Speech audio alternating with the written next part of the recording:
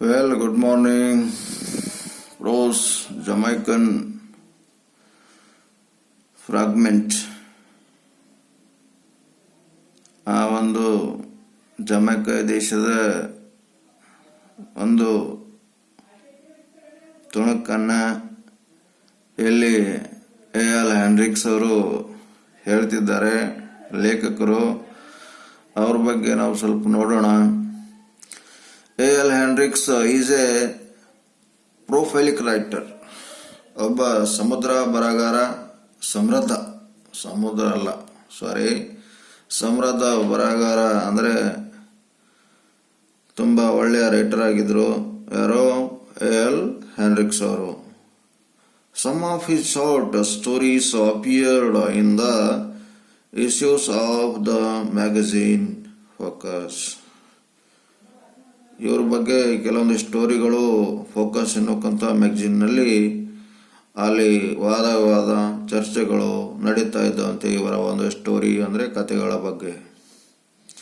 He is West Indian writer and his writing carry the flavour inherent in the Caribbean literature. ಅವರು West Indian writer ಆಗಿದ್ರು. ಅವರ ಒಂದು ಬರವಣಿಗೆಯಲ್ಲಿ ಒಂದು ಸ್ವಾದ ಇತ್ತು. ಅವರು ಆ ಒಂದು ವೆಸ್ಟ್ ಇಂಡೀಸ್ ದ್ವೀಪಗಳ ಮೂಲ ಸ್ವರೂಪದ ಬಗ್ಗೆ ತಮ್ಮ ಸಾಹಿತ್ಯದಲ್ಲಿ ನಮೂದಿಸ್ತಾ ಇದ್ರು, ಬರೀತಾ ಇದ್ರು. The story Jamaican fragment brings out the prejudice that almost every person suffer from when it comes to the denominational issues like color, caste and class. ಇವರ ಕಥೆಗಳು ಕೂಡ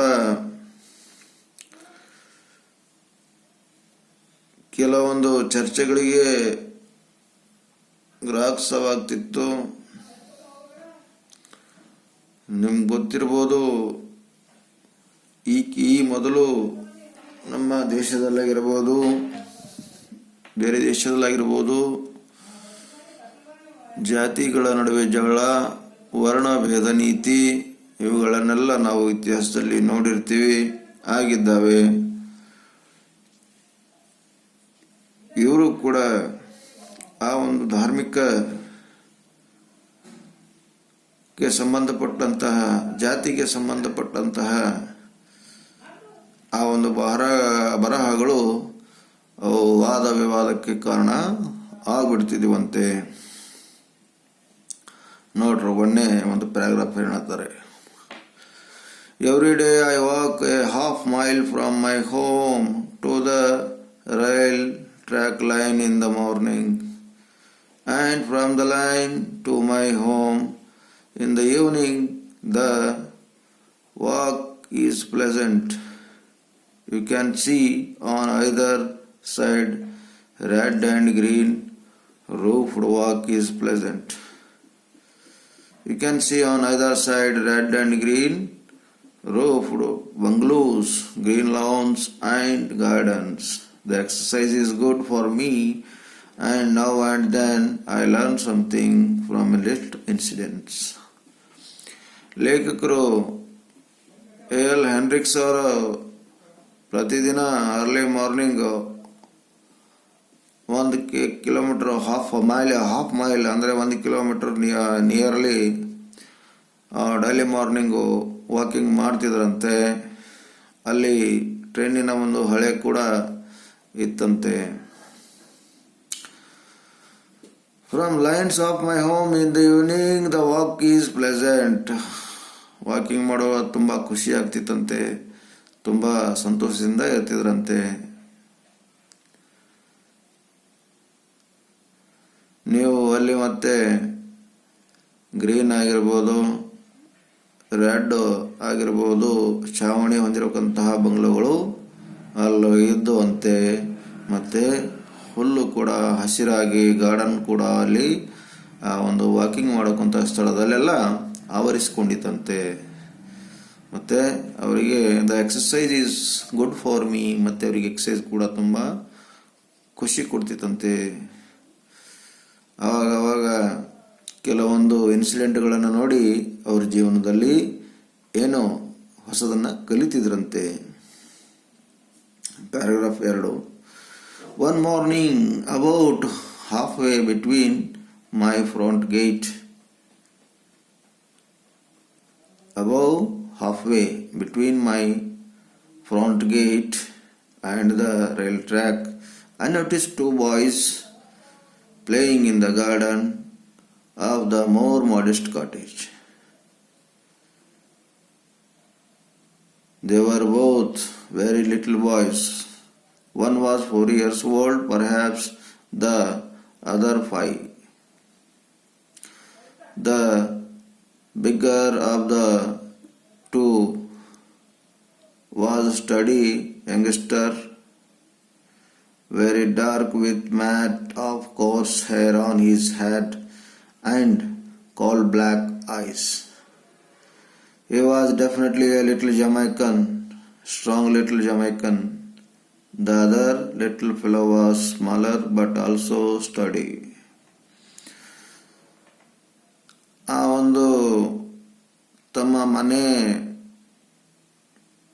ಮತ್ತು ರೈಲ್ ಟ್ರ್ಯಾಕ್ ಇತ್ತಲ್ಲ, ಆ ಮಧ್ಯದಲ್ಲಿ ಒಂದು ಘಟನೆ ಇವರಿಗೆ ಕಾಣುತ್ತದೆ. ಅವರು ನೋಟಿಸ್ ಮಾಡ್ತಾರೆ, ಆ ಗಾರ್ಡನ್ನಲ್ಲಿ ಇಬ್ಬರು ಬಾಲಕರು ಆಟ ಆಡ್ತಾರೆ. ಆ ಗಾರ್ಡನ್ನ ಮಾಡೆಸ್ಟ್ ಕಾಟೇಜ್, ಅಲ್ಲೊಂದು ಸಾಧಾರಣವಾದ ಒಂದು ಗುಡಿಸಲುಗಳು ಇರ್ತವೆ. ಅಲ್ಲಿ ಇಬ್ಬರು ಬಾಲಕರು ಆಡ್ತಾ ಇರ್ತಾರೆ. ಲೇಖಕರು ಹೇಳ್ತಾರೆ, ಬಹುಶಃ ಒಬ್ಬನು 4 ವರ್ಷದವನಿರ್ಬೋದು, ಮತ್ತೊಬ್ಬನು 5 ವರ್ಷದವನಾಗಿರ್ಬೋದು. ಮತ್ತೆ ಆ ದೊಡ್ಡವನು the bigger of two was study youngster. ದೊಡ್ಡವನು ಗಟ್ಟಿಮುಟ್ಟಿಯಾಗಿದ್ದ ಮತ್ತೆ ಕಪ್ಪಗಿದ್ದ. ಮತ್ತೆ ಆ ದೊಡ್ಡವನ ಹತ್ತಿರ mat of coarse hairs on his head, ಅಂದರೆ ಅವನ ತಲೆಯಲ್ಲಿ ಕೂದಲುಗಳು ಒರಟಾಗಿ ಇದ್ದವು. ಕಲ್ಲಿದ್ದಲಿನಂತೆ ಅವನ 2 ಕಪ್ಪು ಕಣ್ಣುಗಳಿದ್ದವು. He was definitely a little Jamaican ಅಂತ ಅವರು ಕನ್ಫರ್ಮ್ ಆಗಿದ್ರು ಲೇಖಕರು. Strong little Jamaican. Then the other little boy fellow was smaller but also study. ಮತ್ತೊಬ್ಬನು ಕೂಡ ಇದ್ದ, ಅವನು ಸಣ್ಣವನಿದ್ದ, ಅವನು ಕೂಡ ಗಟ್ಟಿಮುಟ್ಟಾಗಿ ಇದ್ದನು. ಮತ್ತೊಬ್ಬರಂದ್ರೆ ಅಲ್ಲಿ 4 ವರ್ಷದವನು ಇದ್ದಾನೆ ಅಂತ ಹೇಳಿದ್ರಲ್ಲ, ಅವನಾಗಿದ್ದ ನೋಡ್ರಿ. He was white with hassle ice and light brown hair. ಅವನು ನೋಡೋದಕ್ಕೆ ವೈಟ್ ಆಗಿದ್ದ. ಏನು ಮತ್ತೊಬ್ಬನಿದ್ರಲ್ಲ ಸಣ್ಣವನು, ನೋಡೋದಕ್ಕೆ ವೈಟ್ ಆಗಿದ್ದ. ಅವನು ಕೆಂಗಂದು ಬಣ್ಣದ ಕಣ್ಣುಗಳನ್ನು ಹೊಂದಿದ್ದ, ಮತ್ತೆ ತಲೆಯಲ್ಲಿ ಬ್ರೌನ್ ಹೇರ್ ಇತ್ತಂತೆ. Both var dressed in blue shirt and khaki pants. ಇಬ್ರು, ಆ ಕಪ್ಪಗಿರುವ ಬಾಲಕ ಮತ್ತು ಬಿಳುಪಾಗಿರುವಂತ ಬಾಲಕ ಏನಿದ್ರಲ್ಲ, ಅವರಿಬ್ರು ಡ್ರೆಸ್ ಹಾಕೊಂಡಿದ್ರು, ಬ್ಲೂ ಶರ್ಟ್ ಹಾಕಿದ್ರು, ಮತ್ತೆ ಖಾಕಿ ಪ್ಯಾಂಟ್ಸ್ಗಳನ್ನ ಹಾಕಿದ್ರಂತೆ. They were no shoes and their feet were muddy. ಅವರ ಕಾಲಲ್ಲಿ ಶೂಸ್ಗಳು ಹಾಕೊಂಡಿಲ್ಲ, ಮತ್ತೆ ಅವರ ಕಾಲುಗಳಿಗೆ ಕೆಸರು ಅಂಟಿತಂತೆ. They were not conscious of my standing there and watching them. ಅವರು ನನಗೆ ನೋಡೇ ಇಲ್ಲ, ನಾನು ಅವ್ರಿಗೆ ನಿಂತು ನೋಡ್ತಿದ್ದೀನಿ ಅಂತ ಅವ್ರು ನನ್ನ ಕಡೆಗೆ ಅಬ್ಸರ್ವ್ ಮಾಡೇ ಇಲ್ಲ ಅಂತ ಹೇಳ್ತಿದ್ದಾರೆ ಲೇಖಕರು. ದೇ ಪ್ಲೇಡ್ ಆನ್, ಅವರು ಹಾಗೆ ಆಟ ಆಡ್ತಿದ್ರು. The game of it would be called a game was not elaborate. ಈ ಥರ ಒಂದು ಗೇಮ್ ಇರ್ತದೆ. ಇದು ಒಂದು ಗೇಮ್ ಆಡ್ತಿದ್ದಾರೆ. The game, if it could be called a game, was not elaborate. ಆ ಒಂದು ಆಟ ಆಡ್ತಿದ್ದಾರೆ, ಆದರೆ ಆ ಆಟವನ್ನು ವಿವರಿಸೋದಕ್ಕೆ ಬರ್ತಾ ಇರಲಿಲ್ಲ. The little white boy walked majestically. ನೋಡ್ರಿ, the little white boy walked majestically up and down. ಸಣ್ಣ ಬಿಳಿ ಬಣ್ಣ ಹೊಂದಿರೋಕಂತ ಬಾಲಕ ಆ ಕಡೆಯಿಂದ ಈ ಕಡೆಯಿಂದ ರಾಜಂತರ ಓಡಾಡ್ತಾ ಇದ್ದ. ಮೆಜೆಸ್ಟಿಕ್ಲಿ ಅಂದರೆ ಭವ್ಯವಾಗಿ. And every now and then shouted in a commanding tone at his bigger playmate. ರಾಜಂತರ ಆ ಕಡೆ ಈ ಕಡೆ ಓಡಾಡ್ತಾ ಇದ್ದ, ಮತ್ತೆ ಜೋರಾಗಿ ಕೂಗ್ ಕರೀತಾ ಇದ್ದ. ಮತ್ತೊಬ್ಬ ಇದ್ದಿಲ್ಲ, ದೊಡ್ಡ ಬಾಲಕ, 5 ವರ್ಷದವ, ಕಪ್ಪಗಿದ್ದವ. ಅವನಿಗೆ ಕರೆದು ಹೇಳ್ತಿದ್ದಾನೆ, ಆರ್ಡರ್ ಮಾಡ್ತಿದ್ದಾನೆ. The little brown boy dragged on quietly behind him and did what he was told. ಈ ಸಣ್ಣ ಪುಟ್ಟ ವೈಟ್ ಬಾಲಕ ಏನಿದ್ದನಲ್ಲ, ಬಿಳಿ ಬಾಲಕ, ದೊಡ್ಡದಾಗಿರೋಕಂತ ಕಪ್ಪು ಬಾಲಕನಿಗೆ ಆರ್ಡರ್ ಮಾಡ್ತಿದ್ದಾನೆ, ಆಜ್ಞೆ ಮಾಡ್ತಿದ್ದಾನೆ. ಹಾಗೆ ಆ ಕಪ್ಪಗಿರೋಕಂತ ಬಾಲಕ ಅವನ ಮಾತು ಇವನಿಗೆ ಕೇಳಿ ಅವನ ಹಿಂದೆ ಹಿಂದೆ ಅವ ಹೇಳಿದ್ದನ್ನು ಕೇಳಿಕೊಂಡು ಇದ್ದಾನೆ.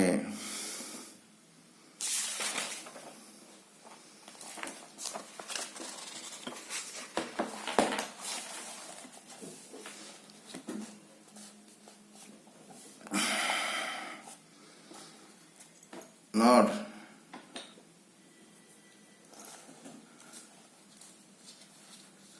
pick up that stick, the dark boy picked it up. Jump into the flower, the dark boy was jumped. Get me some water, the dark boy ran inside. The white boy sat down on the lawn. ಆಗ ಆ ಸಣ್ಣಾಗಿರ್ಬೇಕಂತಹ ಬೆಳ್ಳಗೆ ಆಗಿರ್ಬೇಕಂತಹ ಸಣ್ಣ ಬಾಲಕ ಕಪ್ಪಗೆ ಇರ್ಬೇಕಂತ ದೊಡ್ಡ ಬಾಲಕನಿಗೆ order ಮಾಡ್ತಿದ್ದಾನೆ. ಇವನು ಏನು ಹೇಳ್ದ, ಇವನ ಮಾತವನು ಕೇಳ್ತಾ ಇದ್ದಾನೆ. ಯಾರ ಮಾತು ಯಾರು ಕೇಳ್ತಿದ್ದಾರೆ? ಸಣ್ಣಗೆ ಬಿಳಿ ಹುಡುಗನ ಮಾತು ಕಪ್ಪಗೆ ಇರಬೇಕಂತಹ ದೊಡ್ಡ ಹುಡುಗನು ಕೇಳುತ್ತಿದ್ದಾನೆ. ಏನು ಹೇಳ್ತಿದ್ದಾನೆ ಬಿಳಿ ಹುಡುಗ ಕರಿ ಹುಡುಗನಿಗೆ? ಪಿಕ್ ಅಪ್ ದಟ್ ಸ್ಟಿಕ್, ಆ ಕಟ್ಟಿಗೆಯನ್ನು ಎತ್ಕೊಂಡು ತಾ. The dark boy picked it up, ಕಪ್ಪು ಹುಡುಗ ತಂದು ಕೊಟ್ಟ. ಜಂಪ್ ಇಂಟ ದ ಫ್ಲವರ್ಸ್, ಹೂಗಳಲ್ಲಿ ಹೋಗಿ ಜಿಗಿದು ಬಿಡು. The dark boy jumped, dark boy ಹೋಗಿ ಜಂಪ್ ಮಾಡ್ತಾನೆ. ಗೆಟ್ ಮಿ ಸಮ್ ವಾಟರ್, ಸ್ವಲ್ಪ ನೀರು ತಗೊಂಡ ಬಾ. The dark boy ran inside, ನೀರು ತಗೊಂಡು ಮಾತ್ರವ ಕಪ್ಪಗಿರೋ ಬಾಲಕ ಓಡೋದ ನೀರು ತರ್ಲಕ್ಕ. The white boy set down on the lawn, white boy ಆ ಒಂದು ಹುಲ್ಲಿನ ಹಾಸಿಗೆ ಮೇಲೆ ಆರಾಮಾಗಿ ಕುಳಿತುಕೊಳ್ತಾನೆ. ಇಲ್ಲಿ ಲೇಖಕರೇ ಹೇಳ್ತಾರೆ ನೋಡ್ರಿ, ಲೇಖಕರೇ ಹಿಂಗೆ ಅನ್ನಿಸ್ತದೆ. ಐ ವಾಸ್ ಅಮೇಜ್ಡ್ ಅಂದರೆ ಲೇಖಕರಿಗೆ ತುಂಬ ಆಶ್ಚರ್ಯ ಆಗ್ತದೆ ಇದನ್ನೆಲ್ಲ ನೋಡಿ. Here before my ice A white boy baby, for they were little more than babies, and was imposing his will upon a little more than a babies. ಎಲ್ಲೆಲ್ಲ ಹೋಗ್ತಾ ಇದೆ? Okay. Here before my eyes a white baby, for they were little more than babies, was impose his will upon a little black boy, and the little black boy submitted. ತುಂಬ ಆಶ್ಚರ್ಯ ಆಗ್ತದೆ ಲೇಖಕರಿಗೆ. ಅವ್ರ ಕಣ್ಣೆದ್ರೆ white little ಬಾಯ್ ಏನು ಮಾಡ್ತಿದ್ದಾನೆ, ಅಲ್ಲಿ ಇವನು ಕೂಡ ಒಂದು ಸಣ್ಣ ಮಗುವಿನ ಥರ ಇದ್ದಾನೆ. ಆದರೆ ಅವನಿಗೆ ಬ್ಲ್ಯಾಕ್ ಇರೋ ಬಾಯ್ಗಳಿಗೆ ಆರ್ಡರ್ ಮಾಡ್ತಿದ್ದಾನೆ. Imposing his will upon a little black boy. ಇದನ್ನೆಲ್ಲ ನೋಡಿ ಸಣ್ಣ ಬಿಳಿಯಾಗಿರೋ ಹುಡುಗ ಕಪ್ಪಗಿರೋ ಕೂತ ಹುಡುಗನಿಗೆ ಎಲ್ಲ ಆಜ್ಞೆ ಮಾಡೋದನ್ನು ನೋಡಿ ಸ್ವಲ್ಪ ಆಶ್ಚರ್ಯ ಆಗ್ತಿದ್ದಾರೆ ಲೇಖಕರು. ನೋಡ್ರಿ ಅದಕ್ಕೆ ಹೇಳ್ತಾರೆ, was imposing will upon a little black boy and the little black was submitted. He puzzled within myself and the little black boy submitted. ಅಂದರೆ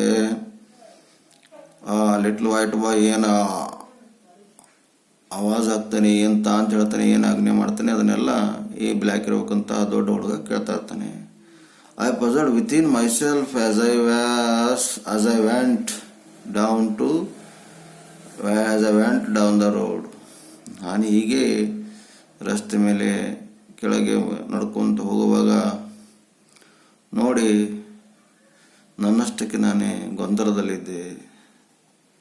Could it be that a little boy, a son of a house servant?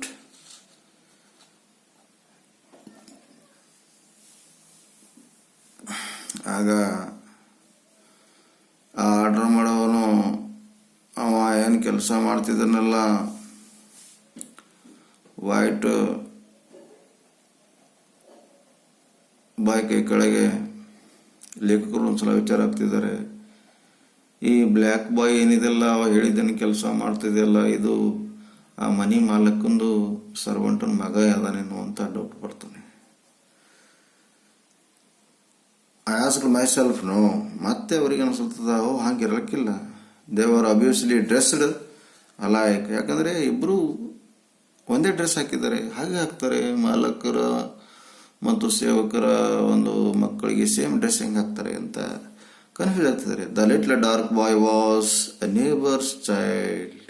ಮತ್ತೆ ವಿಚಾರ ಮಾಡ್ತಿದ್ದಾರೆ ಲೇಖಕರು, ಈ ಏನು ಕಪ್ಪಗಿರೋಕಂತ ಹುಡುಗದನ್ನ ಭವಿಷ್ಯ ಪಕ್ಕದ ಮನೆ ಇದಿರಬೇಕು. I was sure of that. ನನಗೆ ಬರಸಿದೆ ಅಂತ ಹೇಳ್ತಾರೆ. Then how it was that he obeyed so faithfully the white boy's order. ಆದರೆ ಇವನು ಅಷ್ಟೊಂದು ರೆಸ್ಪೆಕ್ಟ್ನಿಂದ ಆ ವೈಟ್ ಬಾಯ್ ಹೇಳಿರೋಕ್ಕಂಥ ಮಾತನ್ನು ಯಾಕೆ ಕೇಳ್ತಿದ್ದಾನೆ ಅಂತ ಲೇಖಕರ ಮನಸ್ಸಲ್ಲಿ ಕ್ವಶನ್ ಬರ್ತಾ ಇದೆ. Was it that even as a boy he sensed that in his own country he would be at the white man's beck and call? Was it that even as a boy sensed?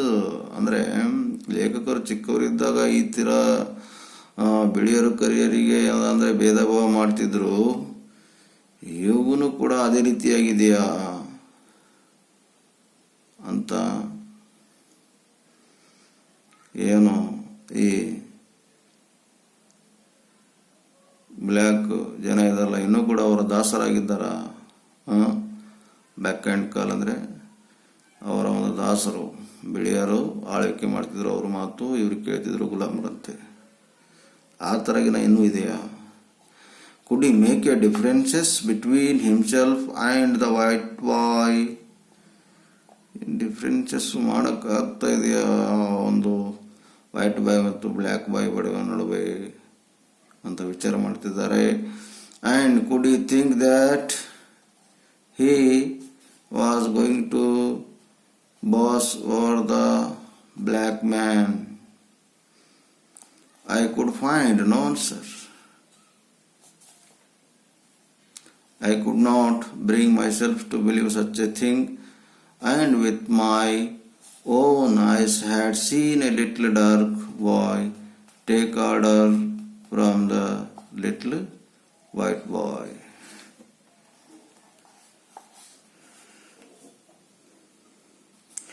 I could not bring myself to believe such a thing, and with my own eyes I had seen a little dark boy take order from the little white boy. Obviously his social equal, and the younger smaller were we as a race really inferior? so inferior that even in our infancy we realized our deficiency and accepted a person as a white man's servant. ಹೀಗೆ ಲೇಖಕರಿಗೆ ತುಂಬ confuse ಆಗ್ತದೆ, ಅವರಿಗೆ ಆನ್ಸರೇ ಸಿಗ್ತಾ ಇಲ್ಲ. ಇಲ್ಲಿ ಏನಾಗ್ತದೆ ಅವರಿಗೆ ನಂಬ್ತಾನೆ ಆಗ್ತಾ ಇಲ್ಲ. ಅವ್ರಿಗೆ ನಂಬಿಕೆ ಆಗ್ತಿಲ್ಲ. With my own eyes I had seen a little dark boy takes order from the little white boy. ಏನಪ್ಪ ಇವ ಸಣ್ಣ ಹುಡುಗ ಇಲ್ಲಿ ಎದ್ದು ಗುಲಾಮ್ತನ ಮಾಡ್ತಾನೆ, ಬಹುಶಃ ಮತ್ತೆ ಈಗಿನ ಈ ಗುಲಾಮ್ಗಿರಿ ಮತ್ತೆ ಈಗಿನ ಪ್ರಾರಂಭವಾಗಿದೇನು ಅಂತ ನಂಬಿಕೆ ಆಗ್ತಾ ಇಲ್ಲ, ಆಶ್ಚರ್ಯ ಆಗ್ತಾ ಇದೆ. I had seen a little dark boy take order from the white boy. Obviously his social equal and younger and the smaller.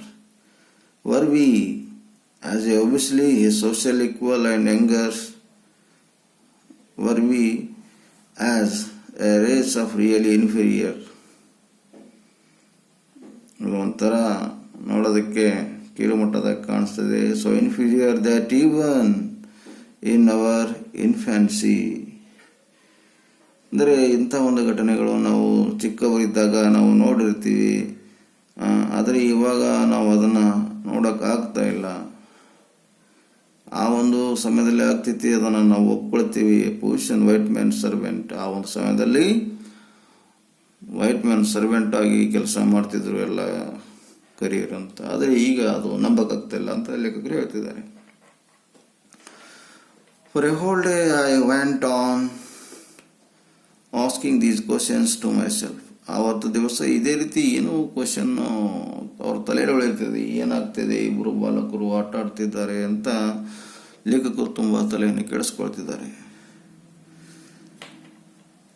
For a whole day my faith in my people was shaken.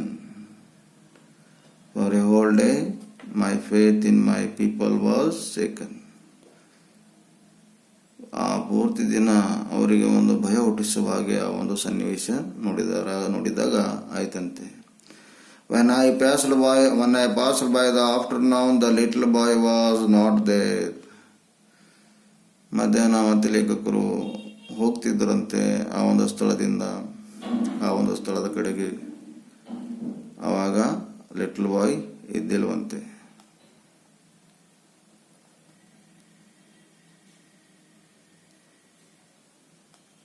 That evening I thought deeply on the subject. ಆ ಒಂದು ರಾತ್ರಿ ಆ ವಿಷಯದ ಬಗ್ಗೆ ಅವರು ಗಂಭೀರವಾಗಿ ವಿಚಾರ ಮಾಡಿದ್ರಂತೆ.